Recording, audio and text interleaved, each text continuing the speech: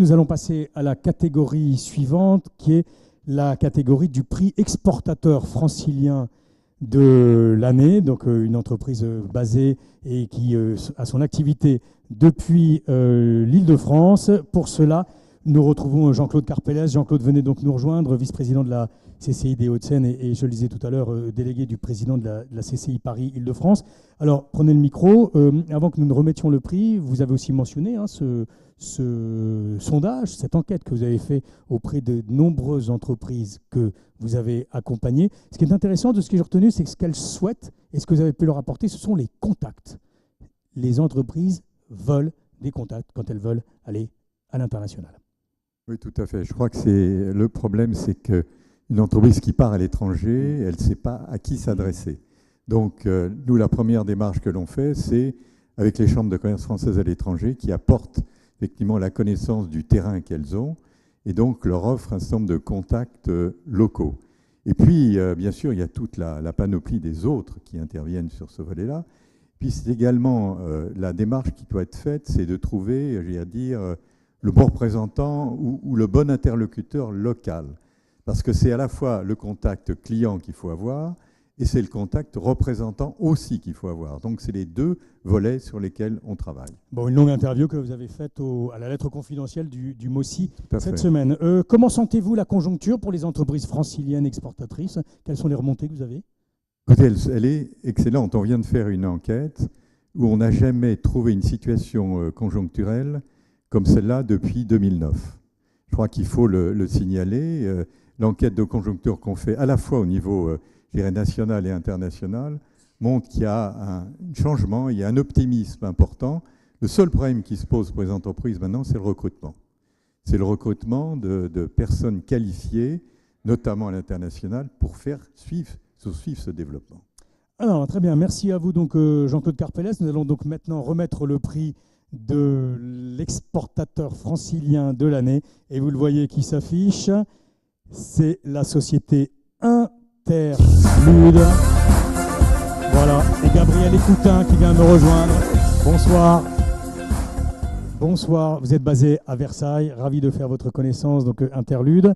Il est venu avec les pièces, donc il expliquera ça beaucoup mieux que moi. Ils font des jeux simples, rapides, courts, d'ambiance, des jeux coopératifs aussi. Et vous avez une belle histoire aujourd'hui à l'exportation. Voilà, je vous passe la parole. Si vous voulez nous en parler un petit peu, comment on fait pour concevoir, vous qui êtes rédacteur, donc vous concevez, vous développez, vous expliquez, etc., les modes d'emploi de ces jeux qu'après vous exportez. Qu'est-ce que vous voulez nous raconter comme belle histoire à propos d'Interlude? Prenez le micro. Bonsoir à tous. Oui, alors merci, ça fait très plaisir. Nous, chez Interlude Cocktail Games, vous pouvez dire Interlude ou Cocktail Games, c'est la même chose. Ce qu'on fait, c'est des jeux de société. Alors, vous connaissez tous, j'en suis sûr, le Monopoly. Là, on est vraiment sur la nouvelle génération. Depuis le début des années 2000, il y a des choses plus drôles, plus courtes, plus originales qui existent. Vous connaissez certainement Jungle Speed ou les Loups-Garous, peut-être. Voilà, on s'inscrit plutôt dans cette dynamique. On fait des jeux coopératifs. Là, voilà, j'ai pris ça à Nabi pour vous montrer. Ça veut dire que les joueurs sont tous dans la même équipe. Ils peuvent soit gagner ensemble, soit perdre ensemble. Ça fait des sensations de jeu assez nouvelles et très intéressantes. Ça tient dans la poche, ça vaut combien? Ça vaut 11 €. Ah oui, c'est très bon marché. Oui. On appelle ça entre nous, effectivement, les jeux de poche. Oui. Alors, ça veut tout dire. Vous les faites à l'étranger, il faut le dire, parce qu'effectivement, difficile de produire ça en France. Ce serait tellement beau si vous arriviez à les produire en France. C'est difficile dans le jeu. C'est difficile, alors surtout que notre marque de fabrique, c'est des boîtes en métal. Du coup, c'est forcément en Chine. Et on arrive quand même à fabriquer en Pologne pour notre gamme carton, enfin une partie de notre gamme carton. Voilà. J'ai pris ici, par exemple, Imagine, qui marche extrêmement bien à l'export.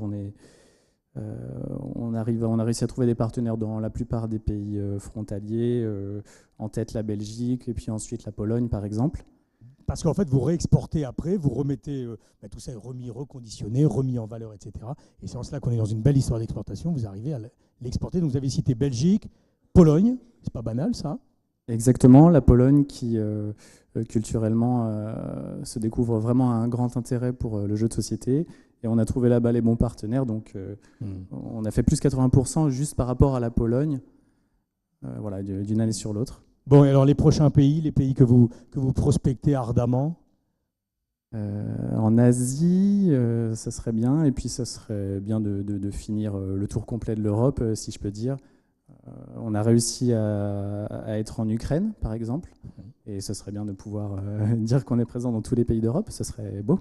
Et alors, est-ce qu'il y a une passerelle avec le jeu vidéo ou vous proposez quelque chose de tout à fait à part, volontairement décalé de toute cette offre aujourd'hui qu'on peut trouver sur Internet?